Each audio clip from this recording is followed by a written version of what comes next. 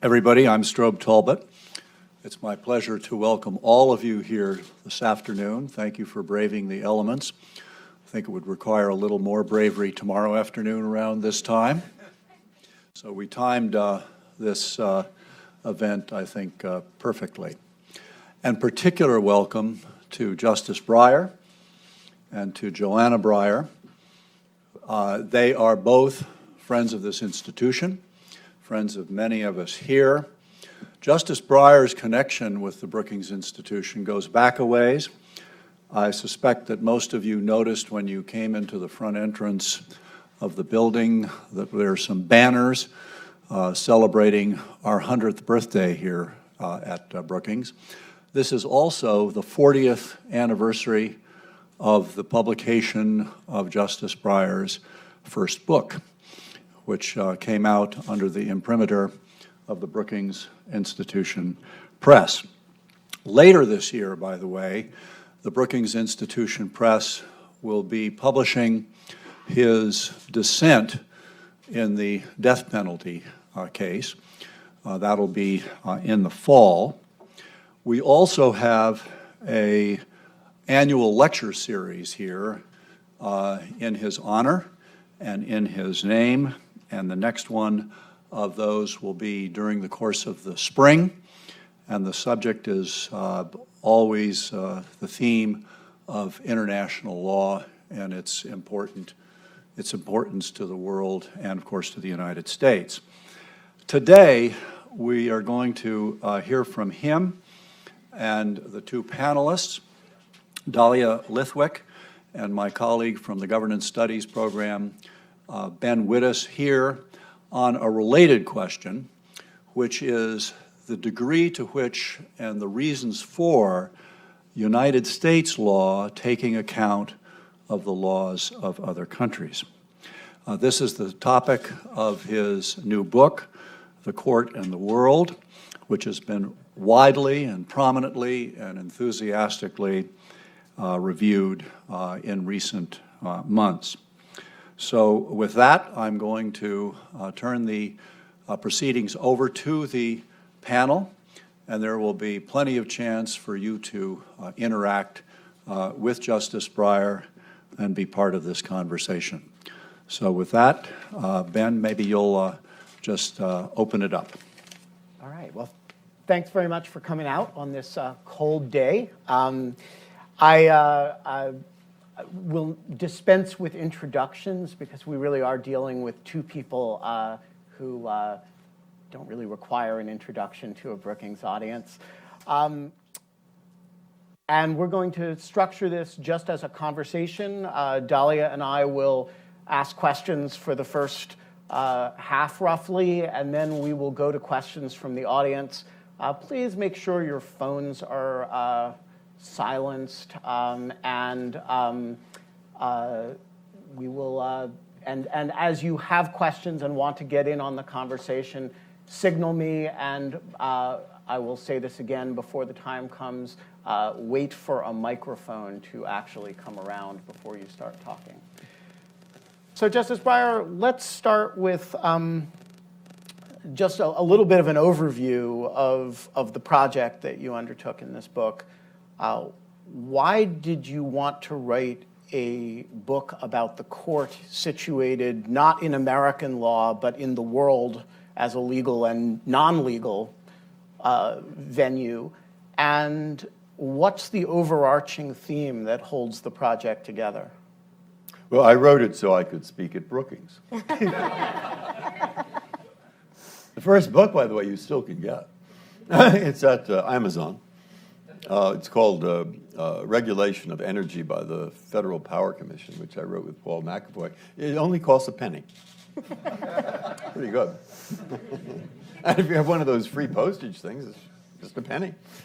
Now the second book, which I think I also spoke of here, it was a better book. I think it was called Regulation and Its Reform. And I perhaps said this here, but the Los Angeles Times reviewer said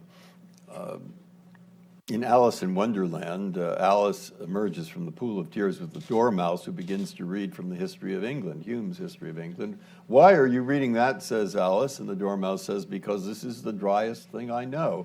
That was before Breyer wrote this book. All right. So in any case, I thought I would try to do better. The theme of this is to show people something. What is it I want to show? I want to show, I feel I and maybe some others and maybe lots of ordinary people who aren't specialists, when they hear words like interdependence, the globe is shrinking, a slight cliche, globalization, they are like Fabrice Del Dongo, the hero of the Charterhouse of Parma, who is wandering around in the battlefield of Waterloo. Bullets are flying, the fog of war is everywhere, Napoleon's riding back and forth, and he thinks to himself, something really important is happening here. I just wish I had any idea at all what it was. And that's sort of what we think about, or some of us think about globalization. I mean, how does it affect us? So I want to be absolutely concrete. And I'd say here, I'm giving you a report from the front. I've seen considerable change in this respect in the 20 years that I've been on the court, a little longer. And I want you to see that change, not in terms of generalizations, but in terms of specific kinds of problems, which I would have said would have risen maybe once in a term, and now maybe 15, 20% of the cases, where you have to know what's going on abroad in order to decide the case. That's not necessarily picking up somebody else's legal opinion written in Liechtenstein or something and putting it in ours. That's not the exact, sometimes, yes, but not generally. It is knowing how other people suffer from and deal with similar kinds of problems. So I've picked 5 or 6, and I want people to see how our court has changed because of this, and that it has nothing to do with individuals. It has to do with change in the nature of the world. And I want, by the way, I'd also like people to see more about how our court decides decisions, because there's no way you can read about these decisions, without understanding better how we actually go about approaching decisions and why we do what we do. And the last point I think I'd like people to get out of this, and I hope some of them do, is that we do have a kind of choice in the world. The problems are global, security, environment, health, commerce, and call for cooperative solutions. And if we cannot do this through law, there are going to be other ways of doing it, and those other ways are a lot worse. And we see them every day on the television. So I think there's an important general message, and I think there's an important learning experience, and I think there's a more specific learning experience if you can get out of it how the world has changed, even in respect to our institution. Okay, so Dahlia, jump in as you have questions, and I'm gonna put out 2. So one is, when people read your name in connection with the title, the Court in the World, a lot of people will immediately jump to your long-running debate with Justice Scalia about whether and under what circumstances it is appropriate to use foreign law sources as authorities in American judicial opinions. This book is actually about a much broader subject than that. And I'm would like you to sort of walk us through what the connection between that debate and this larger project is, and then talk a little bit about the 4 areas that you've identified as kind of ground zero in this conversation in your report from the front. All right, let's take the first. It is true, and most of the reviews in the United States have said what you just said, but they don't even notice what the book's actually, well, I don't want to be too rude. It's very dangerous to read a review of your book. Paul Bator told me that years ago. He said, you read a review of a book you want, and either it's sort of rude or it's complimentary. And if it's rude, you think, ugh, and you think, why did I read it? And if it's complimentary, where it says it was good, you think, but do they know how really good it is? So there's no payoff in reading reviews. But it is true. Now there were a couple written in Europe, one in a magazine called Europe, and one in the in the Economist, in the online version, that did get the point, which you just said. This is not about a debate with Justice Scalia. There is a connection. What is the connection? The connection is that there is a political debate, I think more than a legal debate, about whether the court should, in its opinions, refer to decisions of foreign courts. I learned that when Congressman Goodlatte and I were at some kind of seminar, and he was going on about how we shouldn't do that, and I said, I guess that's aimed at me. He said, yes. I said, well, let me tell you why I do it. People in public life are usually pretty good at debating, so don't be quite as self-confident as I was at the moment. I said, well, I'll tell you why I do that. I do that often because there are many, many more courts in the world today in countries that have constitution like ours. They have independent judiciaries. They have problems like ours. So if a person with a job like mine has a problem like mine with a document like mine and writes, why don't I read it? I don't have to follow it. Doesn't bind me. Good argument. He said, yeah, read it. He said, just don't refer to it in your opinion. So I said, well, look, I said, there are a lot of countries in Eastern Europe that are just trying to establish these courts. They're newly established courts. They help produce protections of democracy, human rights. And sometimes they need a little recognition so they can go to their legislatures or publics and say, look, we're recognized. We don't, old court, the United States Supreme Court, they understand what we do. We recognize what they do. They recognize what we do. I said, that helps them a little bit. He said, fine. He said, write them a letter. What's driving it? Well, this is what I think the connection is. I think the reason, this is just my own view, that it's become so salient an issue is because the issue has arisen primarily in cases involving the death penalty and gay rights. And I say those are special, particularly the death penalty, because it says in the Constitution, when we're considering that, it has a prohibition against cruel and unusual punishments. Unusual in the United States, unusual in the world. Thomas Jefferson and Madison and Hamilton did not say. So there's an argument about that. You start arguing about the death penalty and you will discover emotions rise. So I think this might be a spillover there. But regardless, I think there's something deeper.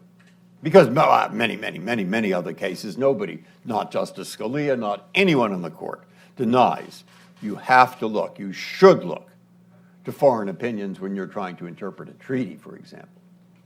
And there are many other cases, such as cases involving the scope or reach of even mundane subjects, antitrust law, securities law, where of course you have to look to what other people do. Nobody denies that.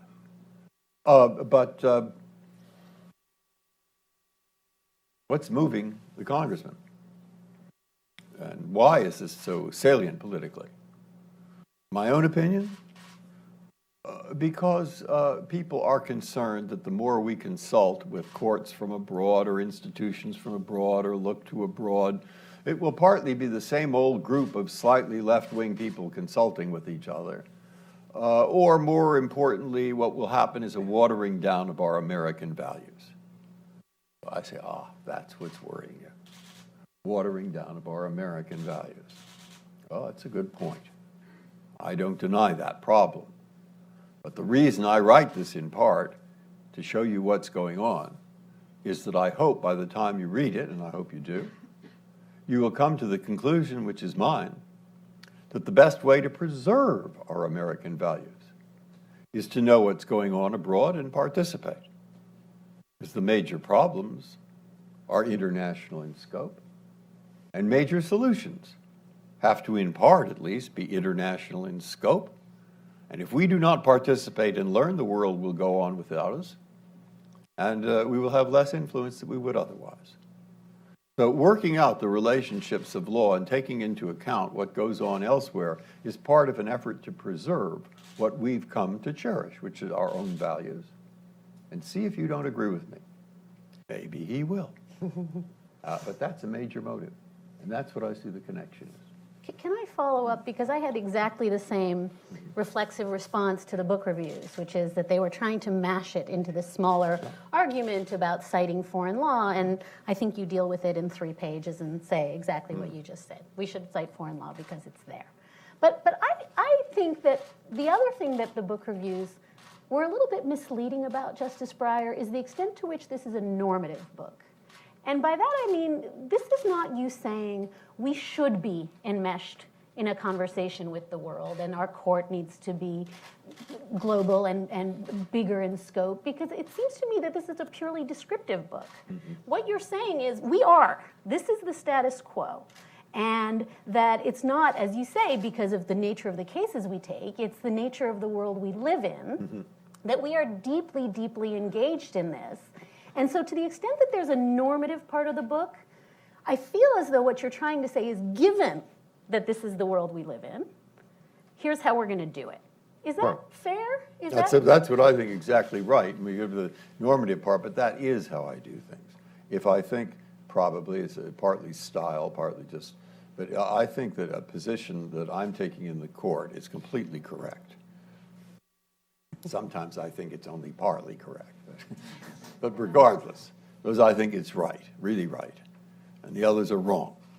I'm not going to say how right I am. First, nobody will believe that. The way I think you persuade somebody is you say, but don't you see, it's this and this and this. And if I'm going to be really mean, my own style is to try to write it in a way that a child of 2 would have to agree. See, I'm just telling you the facts. That used to be the program. Not all of us are old enough to remember that. But what was it? It was Sergeant Joe Friday. What? Dragnet. That was it. He'd say, just the facts. Just the facts, ma'am. And that is what I've tried to do. For example, look, protecting civil liberties in time of war is not a new problem. But I would like to show you where we are. And to do that, I have to go back and do some history. I mean, Cicero, 2,000 years or so ago, said, basically, I translated it as, when the cannons roar, the laws fall silent. And somebody pointed out the Romans didn't have cannons. So I said, okay, my point's still the same. He's saying, when, in time of war, the laws fall silent. That was pretty much how American courts acted for a very long time. Abraham Lincoln, after all, his Secretary of State, Seward, had a bell on his desk, and he called in the British ambassador. So I push this bell, I can have anyone I want in New York State thrown into prison. I push it twice, anyone I want in Indiana. He said, tell me, does the Queen of England have such power? Of course, you can understand Lincoln. Well, he was up against a big problem. But the courts said, no, I'm wrong. The courts did say something after the war was over, with a couple of exceptions, which didn't get too far. After the war was over. Tens of thousands of people imprisoned who weren't combatants. Go to World War I, and you'll see Woodrow Wilson doing about the same thing, with free speech, with all kinds of things. Go to World War II, you will see 70,000 American citizens of Japanese origin taken from their homes in California and put into camps. For what reason? No good reason. By the time that case came up to the Supreme Court in 1944, differently from 1942, where people were genuinely worried about invasions of San Francisco, nobody was. Nobody was worried about an invasion from Japan. And when the Justice Department lawyers looked back into the rationale for supporting the removal, by the way, J. Edgar Hoover being the leading opponent, Earl Warren being one of the leading supporters. He later said it was one of the worst things he ever did, but he supported it. For what reasons? What evidence? They looked at this and they said there was no evidence. None. I mean, General DeWitt said, well, there are 743 signals that were sent offshore to Japanese submarines, Perling and Ennis.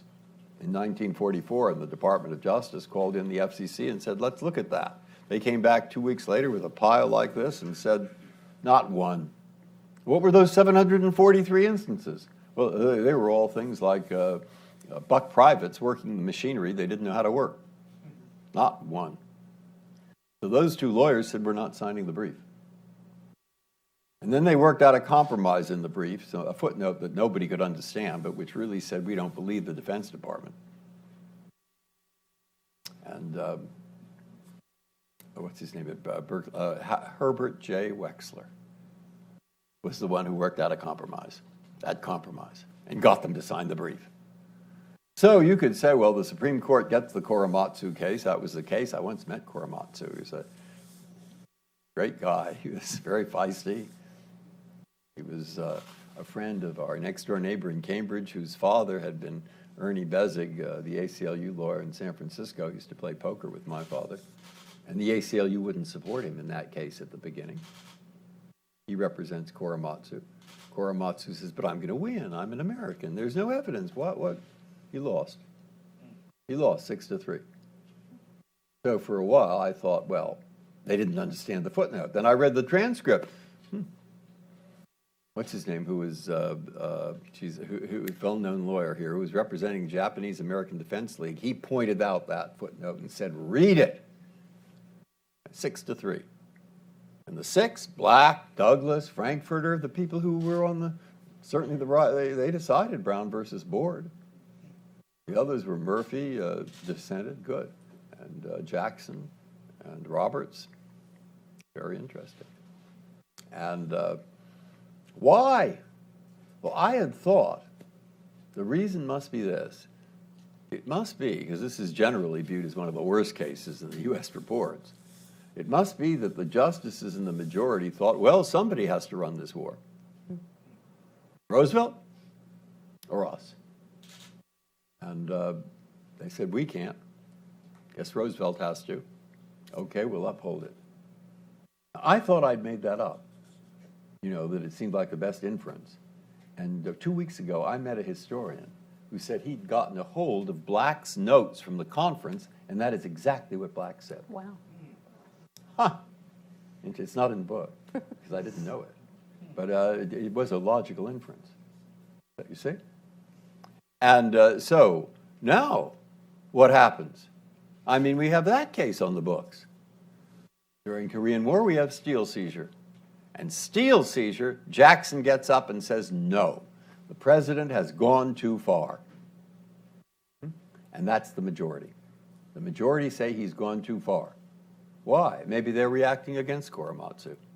Maybe they're saying, we think Roosevelt just goes too far, and we can take that out against Truman. He's less popular. I don't know. But that's what they said.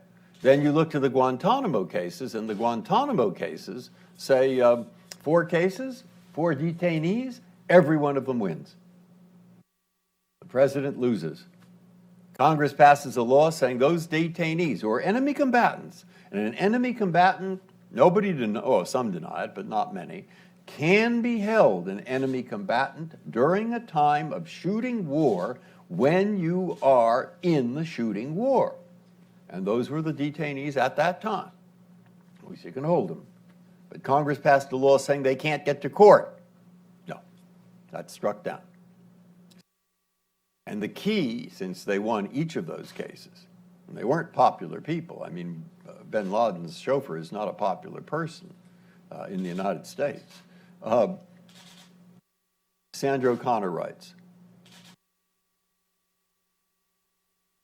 even in time of war, the Constitution does not write to the president a blank check to run over civil liberties, traditional civil liberties.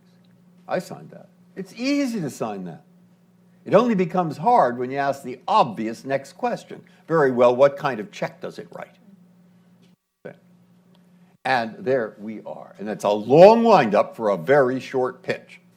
So that long wind-up you've heard, and the very short pitch is simply, that's where we are now. What kind of check? You want to say no check? For our criticisms, many criticize those Guantanamo opinions. Some saying we interfered with the president.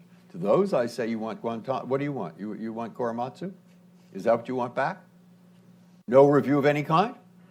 Then the civil liberties side says, well, why didn't you write a little bit more, explaining what they can and cannot do? Why are you so elliptical? Why is it so narrow? To which I say, why didn't we write more? I know why I didn't, because I don't know the answer. That's why.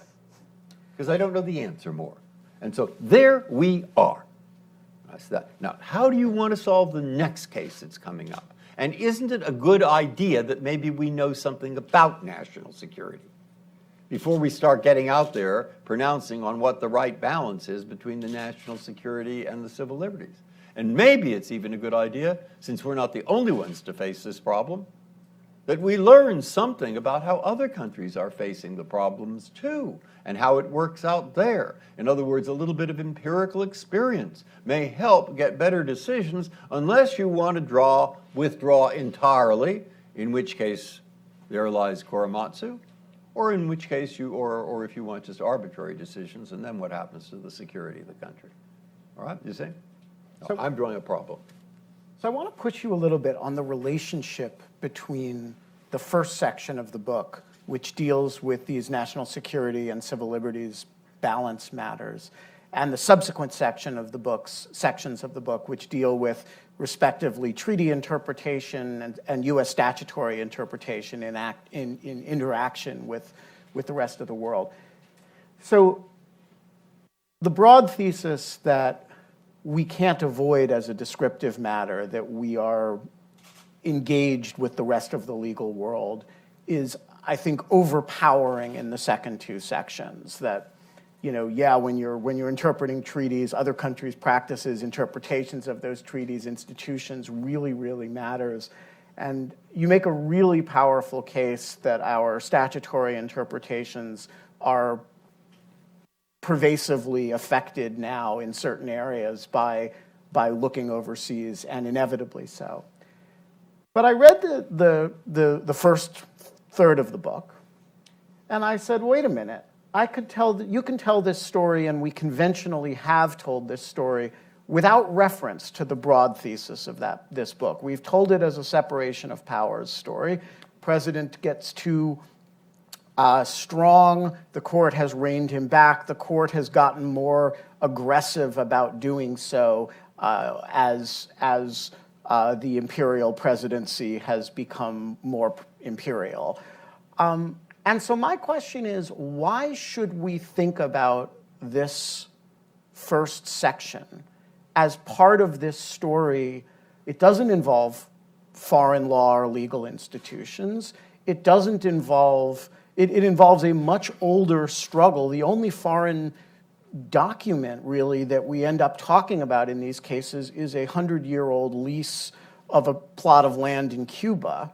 And so my question is this first section really an example of the thesis, or is it a graft of a larger, of a different debate? That is the debate of how powerful the president should be in wartime, onto a sort of globalization discussion. Very good question, which my publisher asked the editor when I sent him the manuscript. And my response is what I told him and what I hope is there. The last part, I talk about what Israel does. I talk about what Britain does and what some other countries do. But this is what I'd like to appear. Of course, it is an old debate, and it's an old, in a sense, unresolved debate. And the key to that debate is really Jackson, who says in the steel seizure case, if you want to find out what the founders thought about this presidential power, the scope of it, the limitations upon it, and he means, I think, precedent as well, you'll discover there are very few indications. That it's like Joseph trying to interpret the dreams of Pharaoh. So you're not starting out where you're going to resolve this thing by precedent, by what Hamilton said or somebody else said. It's just not going to happen. So I want to show the nature of the problem. And I wanted to go into, in some depth, the steel seizure case. And the reason I wanted to do that was I wanted people not to view it in those abstract terms of presidential power versus the court. I wanted them to see what the problem was from the point of view of the president. And I wanted them to see what the problem was from the point of view of the judges. And you catch a sentence here where in conference somebody says, or in the oral argument to Jackson, but you were just saying you were Attorney General, and you said the president had all these kinds of powers. Now you're saying he doesn't. He says that was then and this is now. I was Attorney General then, and now I'm on the court. You see? And that's rather different. But when you get into that, I think, and I hope people would come away with a sense of the importance of knowing the practicalities of the situation, a sense of knowing what is possible to do and what likely consequences there are, which you will never know for certain. You may get a glimmer. And that's why I say knowing something about what the national security problem is, and today that problem is international. I say knowing something about what other countries do, and that's because maybe you can see from that some things that you might do or might not do or might modify and do. In other words, I'm leaving it up to the reader to make that connection. I'll bring him up to speed, and then I'll say, now look, here's today's problem, which is an international one. And he will, if he's, he's going to have to start thinking, all right, what do we do about this? How do we do it? How do we get the information? Where does it come from? Let's discuss that, and let's figure out how the court might do it better than worse. All right. Once you've read that, it's actually, in a sense, easier, in a sense, harder.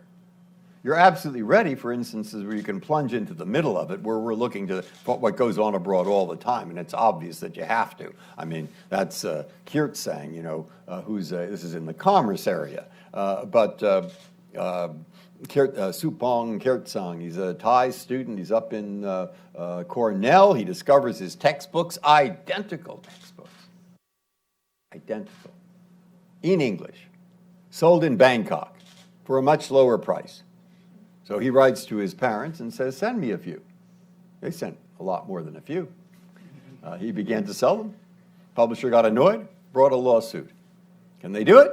Yes or no? It depends on like 6 technical words in a very technical copyright statute. Nobody knows what they mean. I mean, they're pretty obscure. So I go into my office, I find a stack of briefs like this. From where? All over the place. Lawyers in Asia, lawyers in Europe, governments of different countries. I said, in this technical case, why are there all these briefs? And I begin to get an answer as I read along, because one of them tells us copyright today is not simply a question of books, or even books, films, and music. Buy an automobile, software, copyrighted. Go into any store you want. You will see labels on products, copyrighted. And it says the answer to this case, we think, these are retailers saying this, is going to affect $3.2 trillion worth of commerce. All right? And to get that answer right, I think you have to know what's going on elsewhere, i.e. how other countries handle copyright, etc. Or an antitrust case. Where vitamin distributor in Ecuador wants to sue a member of a cartel,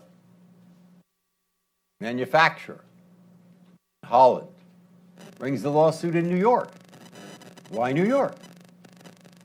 Well, maybe he had no vitamins, so he was so weak he couldn't get to Holland. Possible. The other possibility is called treble damages and attorney's fees. Does he have the right to do it under the statute? I don't think that you can answer that question properly without knowing how the European Cartel Authority works and what interpretations will and what interpretations will not interfere with their efforts to attain common objectives. And they filed briefs telling us those things. Good, that's today's world, and it's right. And it's where a legal term called comity, which used to mean don't unnecessarily interfere with others, now I think more and more means try to get the laws of other nations in similar areas to work harmoniously with ours and ours to work harmoniously with them. And there are a lot of cases, securities, antitrust, copyright, others, where you have to work that out. And treaties? We're 3 times interpreting treaties having to do with abduction of children. That's a tough, tough job for a family judge who is a state court judge who has one of the toughest jobs in the system. Eddie Ginsburg, who had that in Cambridge, used to say, he'd tell me that he tells the people in front of him when they're fighting, solve it yourselves, because if you can, you'll do you'll do a lot better than what I have to do. Okay? Tough job. You know who knows least about it? Federal judges. Supreme Court least of all. So why are we trying to solve a case, words that are obscure and difficult and ambiguous, where on one side are groups of people who are absolutely determined to prevent abduction, and on the other side, groups of people are absolutely determined to fight spousal abuse, which often leads to abduction? Why are we doing this? The answer is because it's in a treaty. And why is it in a treaty? Because today, marriage is more and more a question.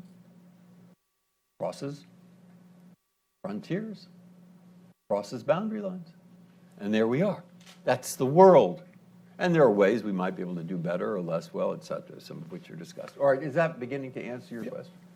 I want to ask you about something that's not in your book, and you can just say, it's the next book, Dahlia, and then Ben will ask a question. But I think that you talk about speech a little bit when you talk toward the end of the book about proportionality, but I've always thought of you as someone who thinks really, really hard about sort of the intersection of free speech and globalization and terrorism. And I remember in 2010 when you were worried about Quran burning, and you said to George Stephanopoulos, oh, maybe the whole world is starting to look like a crowded theater, and a lot of speech purists like myself said, oh my God, no, the whole world can't be a crowded theater. But people die in Pakistan when we burn Qurans here, and I think that was your point. And I think your point has been, and in this sense I think you've been a little bit out ahead of some of your colleagues, thinking about how we're going to reinterpret the way we think about speech when ISIS is throwing up instructional videos that everybody can get access to. And this is something, in some ways, we're now having this conversation this month. Eric Posner, people who are very serious thinkers are saying we need to revisit how we protect speech because there is no longer a crowded theater. It's the whole world. I don't know if that inflects on how you think about the intersection of the law and the world. I don't know if it's something that you feel that you can comment on, but that's the chapter of this book that I feel like you've thought very hard about and perhaps have not put into words here. I did say some things about it, and I've said more about it in opinions. And the one place that I shouldn't have said anything about it was with George Stephanopoulos.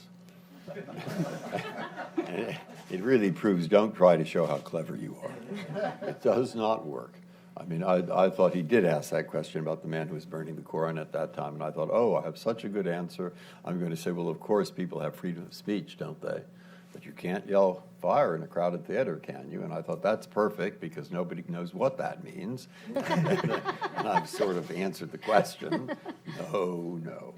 The blogs pick that up, and half of them think, oh, he hates free speech, and the other half think he wants to burn everything up, or I don't know what they think. But it was not a good question to answer publicly. It just wasn't. It's too complicated, and it is too close to the hearts of many Americans. It should be. So there are problems that I've raised, and the question, if I say there's a big difference within the court sometimes, I suppose I'm more on some people are more on the side of what I consider to be turning it into absolute rules. This rule, then there's a sub-rule, then there's the other rule over there. I don't think that works. I probably, in many cases, I'm more with Frankfurter on this, probably, that there's a lot of balancing that has to go on, no matter whether you pretend it's a rule or not a rule, you're actually doing a lot of balancing. And that's what I put into this book. Now, I can only add, because you'd like me to add something more than that, is since cases like this may well come up, The way the court works best, in my own opinion, is that Tocqueville said this, or something like it, is people in the country have a way of dealing with new problems. The first thing Tocqueville says, like, say, privacy and the internet and all these difficult kinds of problems that change the notion of traditional privacy. The first thing they do, says Tocqueville, is they start to shout at each other. Now, he says he calls it the clamor, but really he means it's okay. Maybe it's not always polite, and it should be, but they start talking about it from every point of view. And you get talk at universities, you get it in the newspapers, you get it in magazines, you get it in trade associations, the police associations have a view, civil libertarians have a view, and they start talking and debating, and then they might try passing laws, perhaps in the form of administrative rulings, perhaps in hearings in local legislatures or in Congress, and out of those might come administrative rulings that you change because you see they didn't work very well, and they'll start moving around, and eventually people will write laws and maybe change them and so forth. But when there's been discussion and when there has been debate, and when that has eventuated in a law, and then it comes to the court. For us to say, is what you've decided within the boundaries, and they're often very broad boundaries, of the document, with this document, it sets frontiers beyond which you cannot go. I think we do a better job of answering the question. When you unleash us at the beginning, and we have to decide it on you say, I think we do a less good job. That's not always true, but I prefer approaching a problem when other people have thought about it first. And then I can see more easily what the sides are. And as I say, you don't always have the luxury of doing that.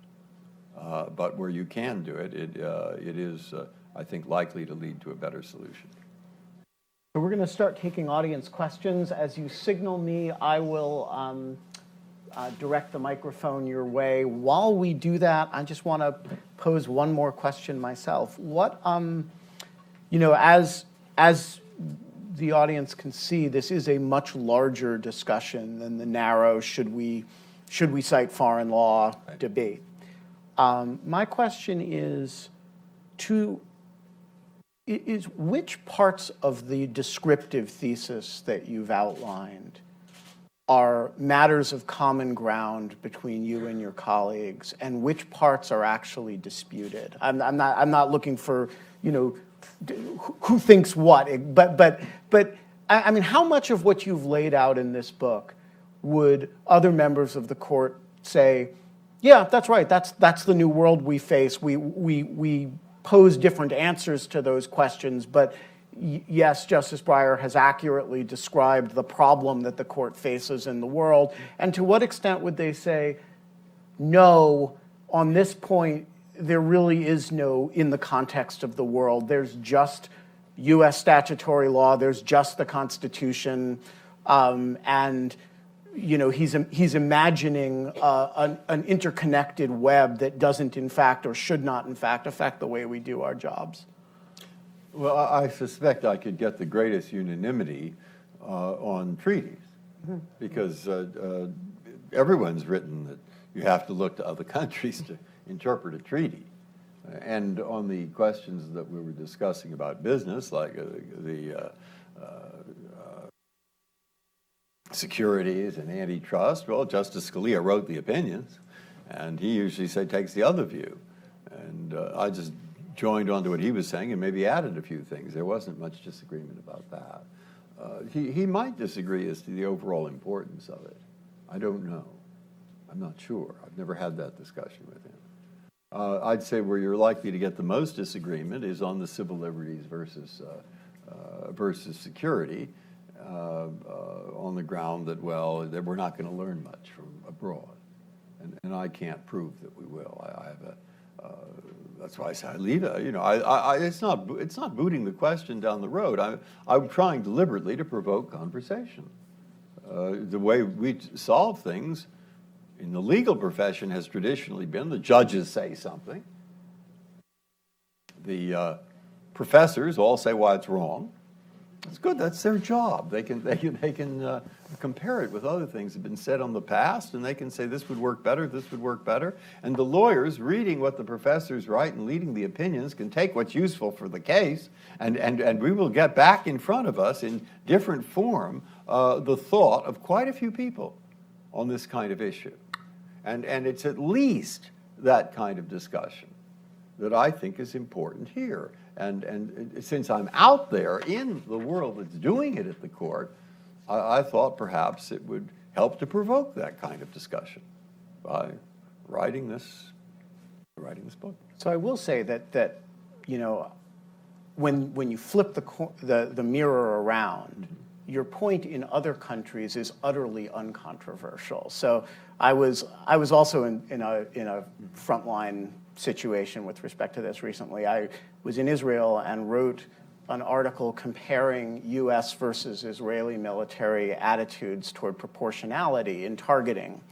And I almost immediately after publishing the article got a call from the IDF legal staff asking me to come talk about this exact disparity, because the question is, what could you learn from, you know, American practice in this area? And there was simply no conversation about whether it was appropriate to look at that question or how valuable it would be. So I mean, I do think when you approach the civil liberties wartime question from the point of view of, do other countries think our law is worth looking at, there's no doubt that the answer to that question is yes. No, but wait, because let's take what I think is likely to be, if it's just a guess, if you were to go 5-10 years into the future, would be one of the most important constitutional questions.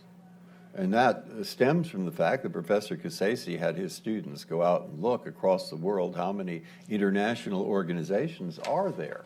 International organizations like little bureaucracies created by treaty or by executive agreement or by something else. They used to all just be treaties, say you do this, I do that. That's not what they are now. Some of them set up the United Nations. Others set up some other bureaucracy. And how many do you think there are that set up some bureaucracy that can, in fact, make rules that rules in practice bind citizens of more than one nation? Now, that sometimes comes as a surprise. How many think there are more than 100? More than 500? More than 1,000? More than 2,000? All right. There are more than 2,000. Okay. And we belong to several hundred. I mean, it isn't just the UN. It's also, let's try the International Bluefin Whale Commission. Or if you look, what about the International Olive Oil Council? I like that one. And they're all over the place. All over the place. International Civil Aviation Authority. Oh, it doesn't bind us. It doesn't? Try flying and violating one of its rules. They're all over the place. And we have in Bern meetings of bankers to set all kinds of rules in the United States, to which meetings attend members of the SEC staff.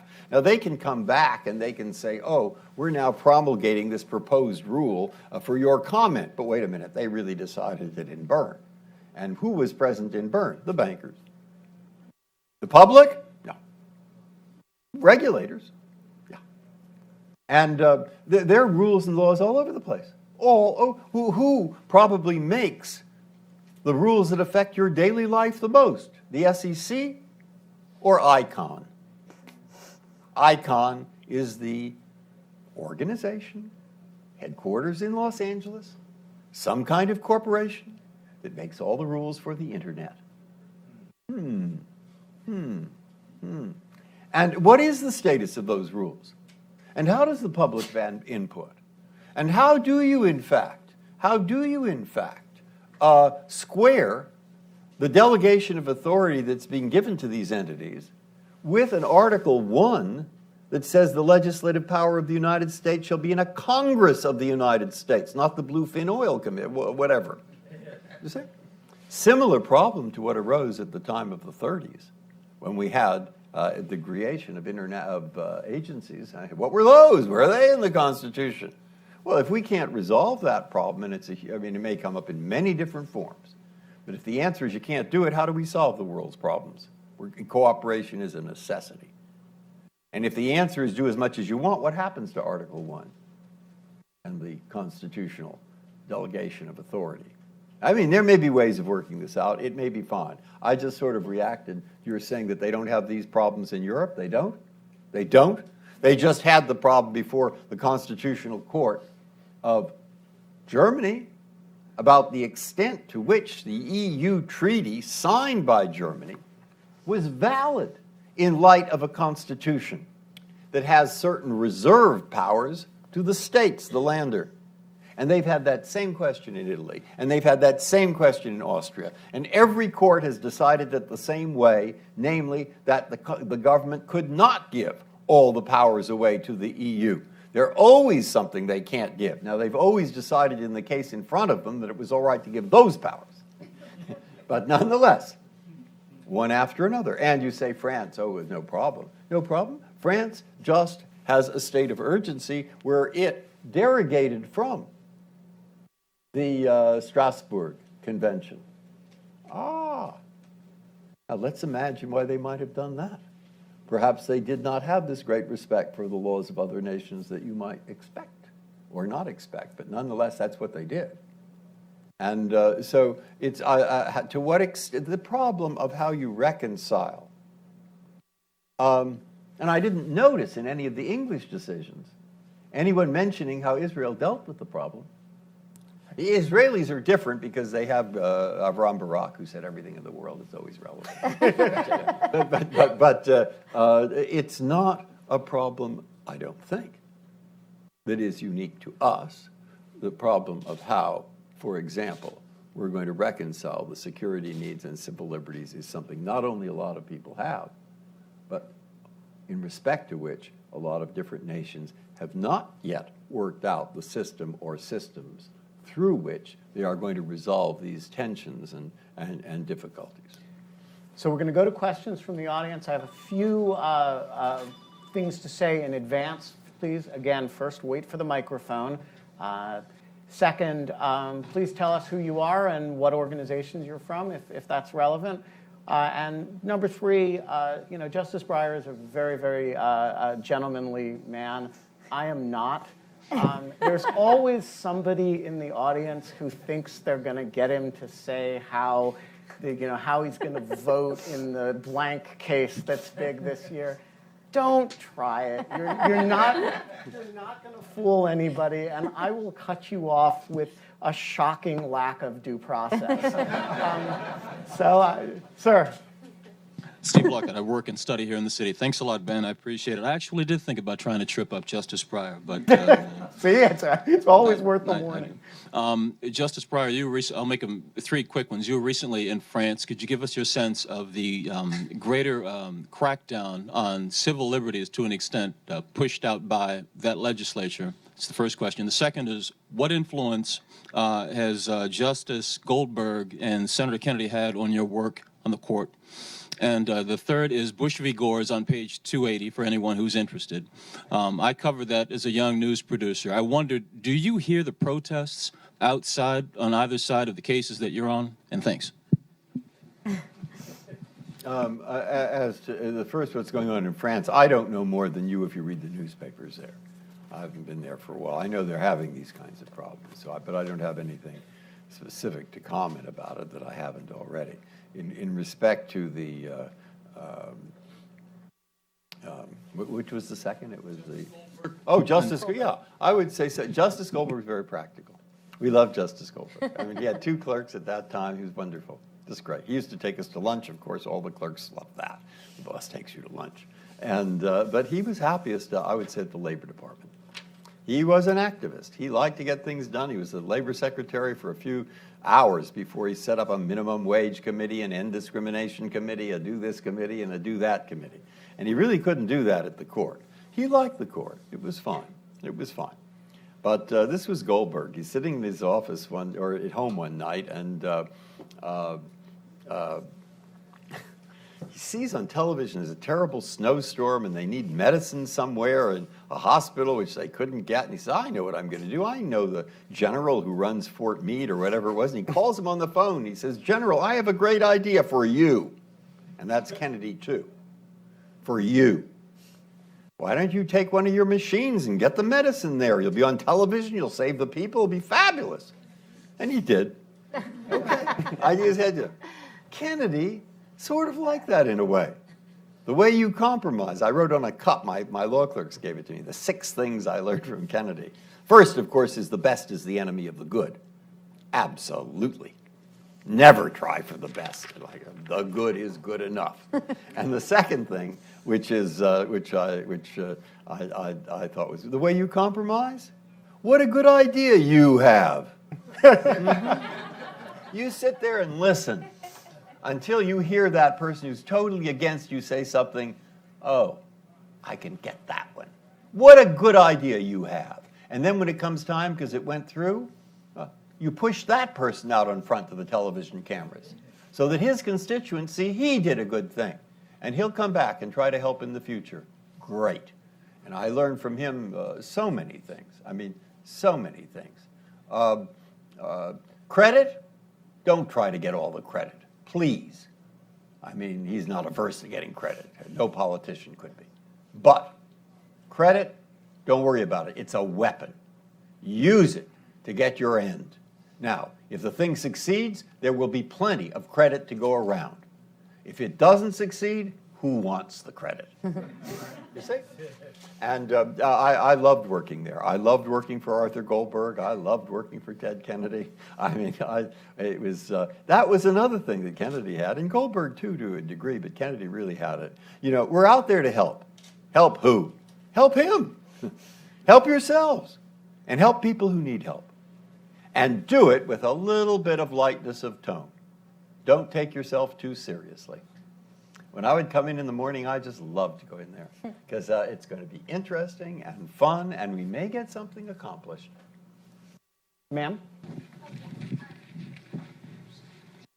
Sharon Bovat, Voice of a Moderate. I know that you've got a lot of cases that you could hear. Now, we won't talk about one that could be fast-tracked, but when you have to decide what cases, do you just sit around and say, okay, we have to do a gay rights case, we've got to do a civil rights case? When you make those decisions, not some that are like super speedy that have to be expedited, but just how that process, can you just give some insight to regular people? Sure, very good question. And can I just add to that question? How does that relate to, given that your docket is discretionary, you could choose to have more or fewer cases that situate the court in the world or define these parameters. To what extent is that a legitimate consideration that, you know, hey, we want through the aggregate docket to do more work in this situating the court in the world area, or we want to stick our head in the sand and do as little as possible? I mean, is there a connection between? No. Okay. The answer, you'll see. The answer to your question is a very good question. I get asked that a lot. I'll come back to you. Yeah. But the 2 questions I get the most, first yours, because people generally who aren't connected with the court and so forth, what they think is we sit around and we say, oh, what fun it would be to do something. We may have a perverted sense of what's fun, but not I think that's what we're doing. And the other is, isn't it all really politics? Aren't you a JV politician, junior varsity? And as to the first question, which you've asked, Taft, who was President of the United States, and then Chief Justice of the Supreme Court, gave the best answer. He said, we are not here to correct errors. Everyone who has his case here, and there are probably about 8,000 a year that ask us to hear their case, everyone has already had a trial, an appeal, and maybe 2 or 3 appeals. There's no need for a 4th appeal. And why would you get it right? There are just too many. They're good judges, they'll get it right. Well, then why are we here? He said, the reason that you're here, first and foremost, is to create a uniform federal law. Unlike other federal courts, we don't take state laws. Most laws in this country are made in states, 95%. family, business, crime, almost everything. We're about this, made in Congress. Congress may get you to think that it's the most important. Sometimes it is, sometimes it isn't. But anyway, we're only dealing with them. And suppose the lower court judges have come to different conclusions as to the meaning or application of the same words, whether it's in the federal tax statute or whether it's in the Constitution. Different interpretations? Do they need us? Yes. The law isn't uniform. Now suppose they've come to all the same conclusion. Do they need us? Why? They're good judges.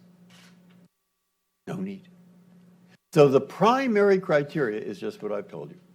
And that's why I can go through 150 a week. You see, reading the memos the law clerks have written, and I can see what's the issue in this case. Is there a division on it? Not are they right or wrong. Now, that's not 100% of the story, because if a lower court judge holds a statute of Congress unconstitutional, we'll probably take it. And if it's some major thing that the country needs a uniform answer to quickly, we'll probably take it. But what I just told you at the beginning is about 95%. And those criteria are pretty much followed. It isn't sitting there. I don't sitting there thinking, oh, this would be a good one for that. No, so you get the idea. It's much more mechanical than people think. After I go through my list of my memos, 150 of them, whatever they are, and everybody else does the same on Friday, we're in our conference by ourselves.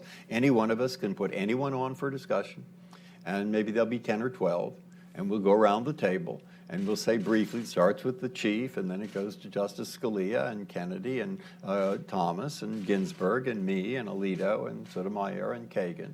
And we say, the chief usually says, well, I'm going to vote not to take this because, or I'm going to vote to take this because, and people will add their 2 cents worth pretty quickly. If there are 4 votes, it's taken. If not, it's not. If no one listed it, denied. And if I hear something I didn't hear before, I can always say, hold it next week. And if I want it held next week, I go back, look it up, and write a memo.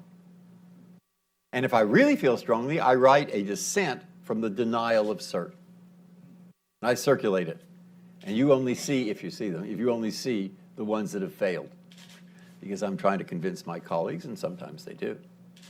And so I think that system works pretty well. By the way, if we make a mistake and we deny a case that we should have taken, what will happen? Trick question? What? It'll come up again. You see? It'll come up again. And if it doesn't come up again, yes, the country didn't need us. You see? I'm giving you a rough outline. And that is pretty much how it works. Well, I don't see it that way because I have enough to worry about. Now does the Benz factors sometimes enter into my mind? Well, it's conceivable in some marginal way where it's a close case. That's why I talk in terms of probably, never say never, etc. Can I just ask one quick question, because Yeah. it's bugging me, and that is just there's such an anxiety throughout this book, Justice Breyer, about the knowledge gap, and you just talked about getting stacks and stacks of amicus briefs from foreign countries. I wonder, that's where you get your knowledge from, Yes. right? Yes. And do all of your colleagues have that same sense that that's where we're going to learn this stuff? It's going to come from the briefs? Or is there a growing sense that we better Google this because there's a lot of knowledge? Sometimes you can Google things. It depends on what they are. I mean, there are a lot of public things you can Google. I wouldn't try to Google some special argument that somebody doesn't have, but I want to know something that's a general fact. I might. One of the best things in a patent case was one of the lawyers got the idea of doing a diagram of an invention that moved. And he put it on, and he did it with the approval of the other lawyer, but they put it onto Google. And we called it up, and I looked at it. Oh! So there are a lot of ways now you get information in front of the judge. And the best thing typically, and it's long been true, in the area of security, is that the lawyers have a trial or a hearing before the judge, and they have 2 great questions they always ask. There's an infringement on traditional civil liberties. The lawyer will ask, why? Why? Why are you doing it? What's the need? And now a big area there is going to be, suppose the government says we can't tell you. Well, can you tell the judge? Well, do you have to tell us? Well, how do we resolve that? There's a big area you can see. But the question why is a very important question. And the second question that they'll ask is why not? In other words, if you had to do it, why couldn't you do it this less restrictive way? And the reason well, anyway. And again, you run into the same information problems, and will that be sufficient, or will we need more? Or, and in a lot of areas, traditionally, when the government would file a brief saying this is the impact on foreign affairs, that's the end of it. Harder to say today whether that should be the end of it. Just listen to it, give it weight, to what extent, where, when, why, etc. It's filled. I think it's filled with difficulty. And I think that's what I want to communicate. Mm-hmm. Yes. Hi, Jordan Engel, natural-born citizen. I was trying to think of what areas of law that we could learn the least of from internationally, where we're the most distinct. Can you address either whatever answer comes to your mind on that, or the Second Amendment, which was one of my guesses? Well, no, my first reaction, of course, but probably because of the cases we heard this week, is the law as it is related to American Indians. I'm not sure we have learned too much from other countries. And it's a very complicated area of law. Maybe we have, as I say that, I'm not certain, on the questions of sovereignty of the reservations and so forth. But we've had questions in that area about Indian reservations and so forth. Oh, tough one. And if you say, well, how did we learn? Look, Abraham Lincoln, we've always learned things from other countries. Where did Abraham Lincoln learn his law? In the cabin, right? In front of the fireplace, right? What was he reading? Blackstone. Blackstone. Well done. And who did Blackstone quote all the time? Gets harder. Not Cicero. Gets harder. Who did he quote all the time? What? Lord Coke.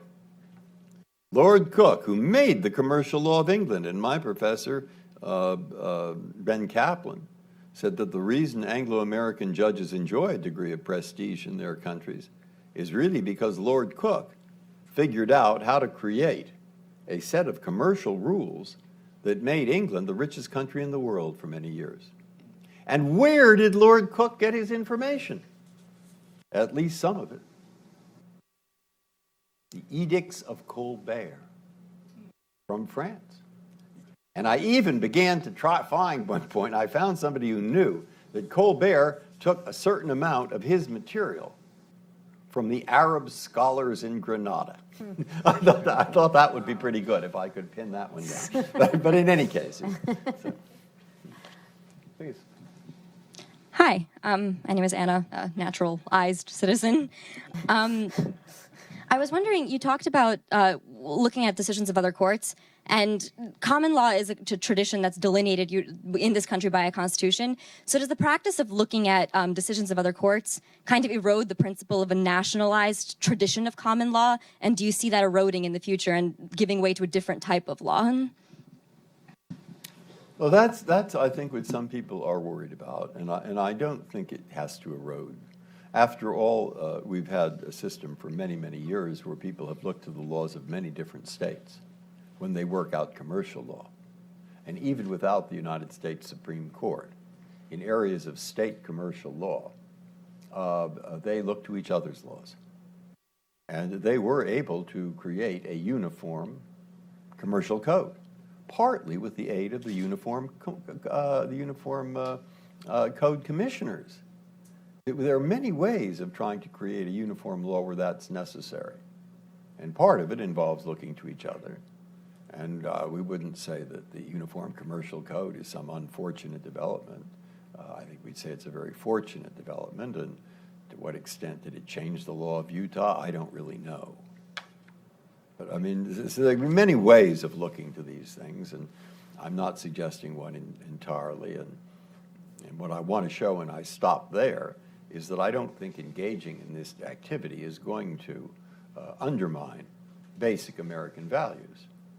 I think by and large it will help preserve them. And most of all, it will be the perhaps one practical way to increase the likelihood that the great problems are improved in their solution through a rule of law itself, which is the Fifth Amendment, the 14th Amendment, than which there is no more basic part of American law. But you go one step further in the book, sometimes subtextually and sometimes quite explicitly, which is that you argue that given a statutory regime that could reasonably be interpreted in way X or way Y, there is something desirable about choosing a statutory interpretation that makes the international system not work worse or work better, that tends to harmonize American law with other countries' law and tends to respect other countries' sovereignty over matters that, you know, and I guess that sounds all correct to me. And yet I can imagine the argument in response that says, wait a minute, when did it become a canon of statutory interpretation to make other countries' laws work better? And I'm interested in how you respond to the idea that it really isn't the job of the American legal system to improve the global functioning of law elsewhere. Well, the examples I give, which are really startling examples, by the way. I mean, I think I didn't want to give examples that prove the contrary. Because, no, that isn't quite true, because I think maybe I have given one that does. But you can't just pick your friends. But the antitrust, right, securities, copyright, and ATS, the Alien Tort Statute, because that's the one that's more controversial. You say, when did it happen that we, instead of just trying, as in Timberlane, interesting enough, an old antitrust case that used to be for if there are any antitrust, I don't know if there are any antitrust lawyers here. It was a small group, like administrative lawyers. I used to belong to that group. I used to say we're a small group, but we love it. The fact is, we have a very strong antitrust policy. We certainly always had when I was teaching it and before and worked in the department. It's a very important part of American law. And to allow this antitrust principle of, say, preventing agreements in restraint of trade to develop further in a world of commerce that is international, I don't argue it, I assume it, is very much in our interest. And similarly, anti-fraud laws in the securities area that take into account the fact that Australia has a slightly different system aimed at the same thing to prevent its shareholders, to get those to work in common is, to me, a way of strengthening our own law in an international world and works better. So I think your question, when did this all change? I don't know, but not too long ago. Because you can find cases where the only meaning attached to the word comedy is the meaning of don't step on somebody else's toes, where it doesn't have this idea of harmonization. Right. And it's used few and far between. So I'm saying, look what's happened. Look what's happened. And and then I'm saying probably that will work out for the better for us. Because we work in cooperation in trying to get these policies accomplished through many different enforcement agencies. That's good. That's fine. That's part of what law itself is about. If you see law itself, as I do, as simply one human mechanism designed to help people who live together in societies function more effectively, productively, and fairly. That's Hart and Sachs, and I never went further. But talk about, that's what it's about. talk about ATS now. ATS is more controversial. ATS is the alien tort statute. For those who don't know. Yeah, Dolly Phil Artiga from Paraguay shows up in New York in the 1970s, where she finds a man from Paraguay who in Paraguay tortured her brother to death. And she also finds a statute that had hardly been used for 180 years, the Alien Tort Statute, which says that an alien can sue in a federal district court for damages in tort for a violation of the law of nations. Well, what's that about? Probably that was in part about pirates. I mean, you found a pirate, you hanged him. Didn't matter where he came from. And if when you're hanging him upside down, coins fall out, give them to his victims. So how do we apply this statute now? Who are today's pirates? And the court said she can bring her suit for torture. And she went back, even though she didn't collect the money because he was broke, but she still went back. And she said to Paraguay, I came to the United States trying to look that torturer in the eye, and I came away with so much more. Well, other people began to follow that statute, and there were a lot of them. And now the courts begin to have to answer these questions. Who are today's pirates? And what happens if the country involved doesn't want you to get their pirates? For example, South Africa, who said, we don't want judges in New York to start giving damages against companies doing business here. We have our own method of dealing with apartheid. It's called truth and reconciliation. So stay out of it. And to what extent does the judge give weight to that? And how do we have a rule of decision that will, in fact, be a rule that could be used in other countries, even if they don't, but maybe the International Criminal Court's looking for rules. And you don't want a rule that everybody trying it differently is going to get all mixed up, and it'll happen, as we always think, that everybody in other countries is going to go put Henry Kissinger in jail or something. I mean, that's not the way it's supposed to work out. And there is no Supreme Court of the world in order to interpret this. So judges in our court or other American courts in applying this are going to have to think about how to universalize the interpretation or principle that they're using. Now here, some people think we just shouldn't get into that business. Forget it. Goodbye, Dolly Phil Artiga. But that isn't what the court said. Maybe it came close. And there are other people who think you can work out, you can work out ways of doing this. And there is where there is a disagreement. Here in the front. Oh, no, sorry. Not that far front. I'm at the front of the people with their hands raised. Justice Breyer, is there anything that came out of the Obama healthcare? I'm Lou Gagliano. I'm a healthcare consultant. Is there anything that came out of the Obamacare federal case that would prevent the federal government from taking more responsibilities, particularly relative to directing patients to where they should get procedures done? No.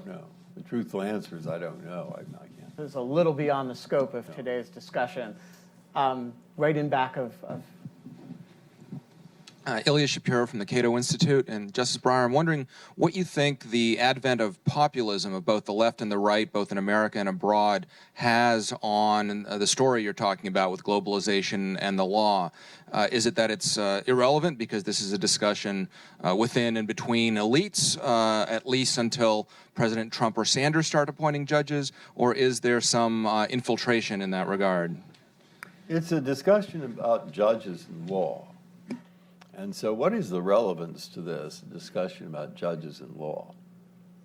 Well, I thought the best comment for at least the last few years until I got shown it was wrong.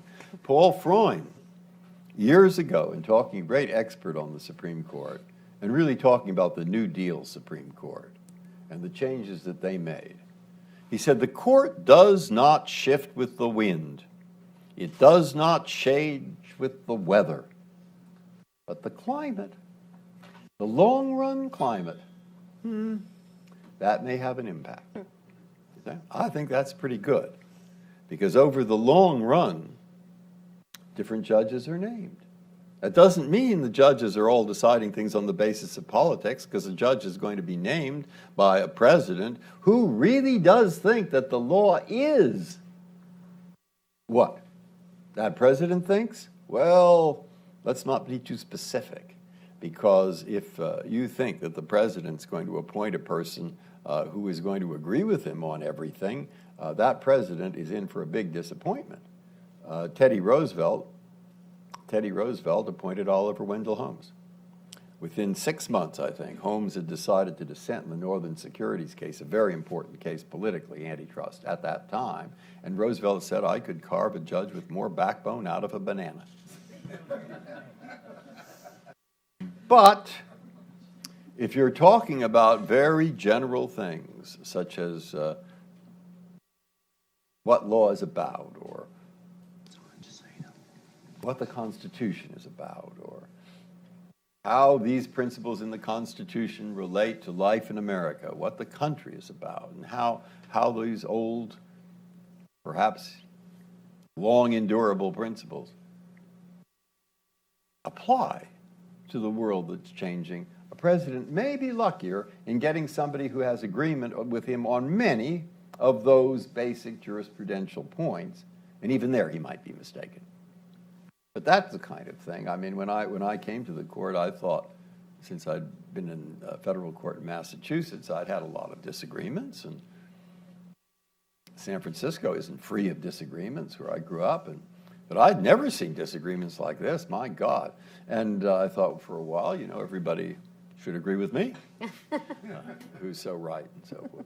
But I soon thought, that's not so. It's a big country. There are 320 million people just about, and they think a lot of different things. And it's not so terrible that you have people of different basic philosophies, I'd say, which show up every so often, not all that often, 20% or 5-4, and maybe about half of those, it's the usual suspects.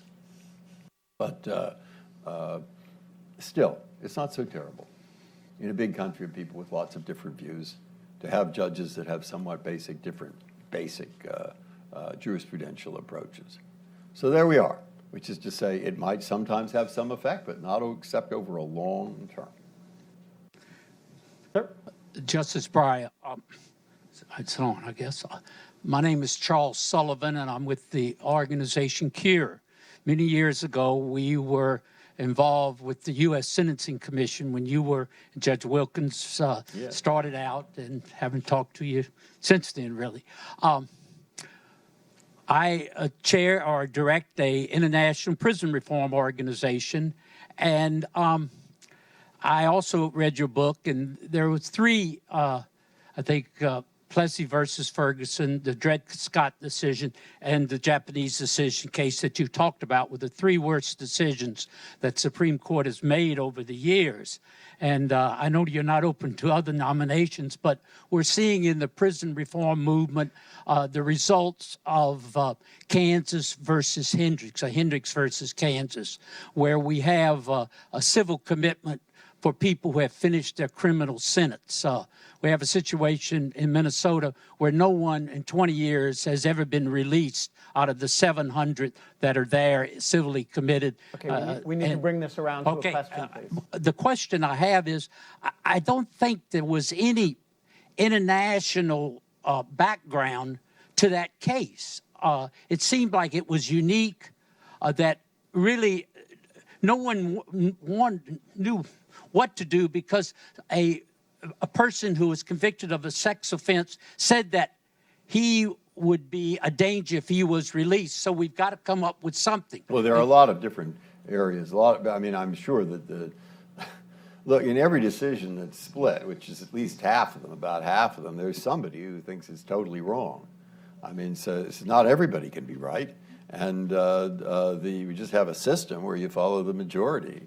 And there are a lot of problems in the criminal justice system. I'm not going to disagree with you about that one. And I've written some things years ago about the sentencing guidelines, which overall have made some improvements, and I'm afraid perhaps fewer than I'd hoped. And that's a long story. I think we're in the process of maybe seeing changes being made. You would know better than I.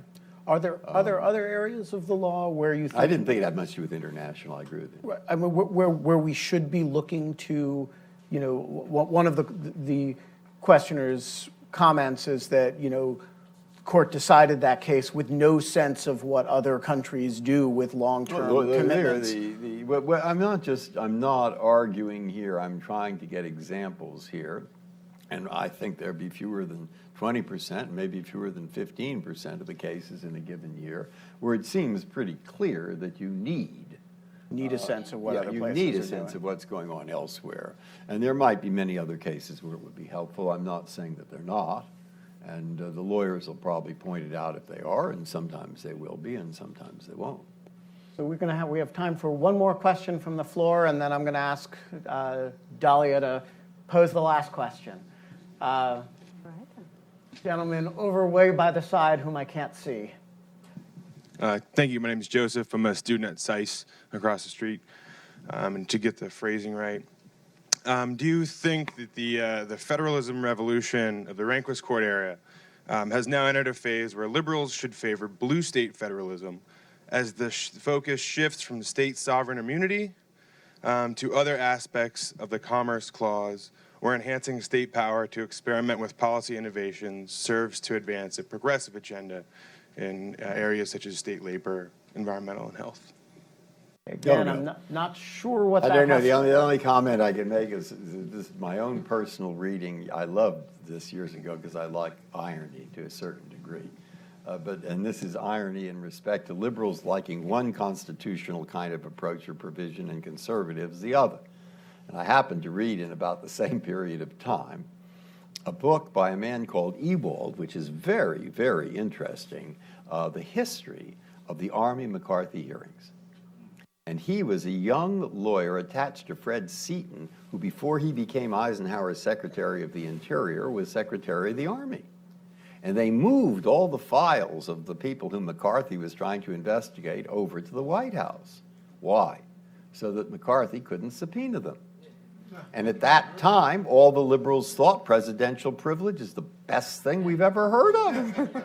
And I happened to be reading it at a time where Nixon was not going to give things to the committees over the Senate on the same kind of grounds of presidential privilege. And surprise, surprise, the liberals seemed to think presidential privilege was the worst thing that they'd ever heard of in their life. So it's always hard to line up exactly with a political philosophy how the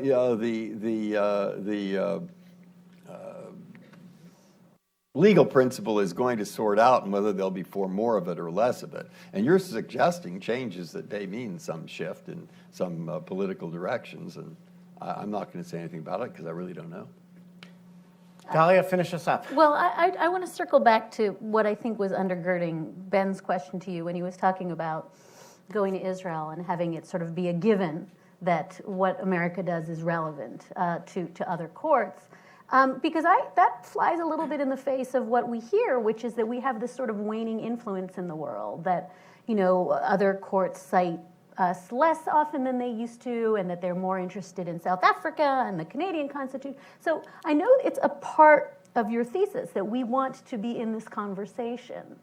But is part of what animated the book the feeling that we're sliding out of an international conversation, or is that overstating it? In other words, are you... No, it's not part of the book. Okay. The Israel is special because Aaron Barak thinks you should support all kinds of things are relevant. That's how they've developed there. That isn't true necessarily in other countries. Whether we're cited more or cited less by some other country is up to them. It's not up to us. And That's not my job. It doesn't My worry job is not to be popular. The one thing you learn in my job is don't try to be popular. I mean, that's not the point. The satisfaction you're going to get out of it, maybe you're the only one who has that satisfaction, you try to get the thing decided correctly as best you can. And I think that knowing more in these areas, in certain areas, about what goes on will help me decide this case better as a matter of American law. And whether that has other things attached to it and people cite us more or cite us less, that's up to them. That's fine. Outstanding. I know it would make me popular to keep this going, but I'm not going to try to be popular. I'm going to fulfill my obligation to end this on time. Please join me in thanking both of our guests, Justice Breyer and Dahlia Lithwick. Thank you.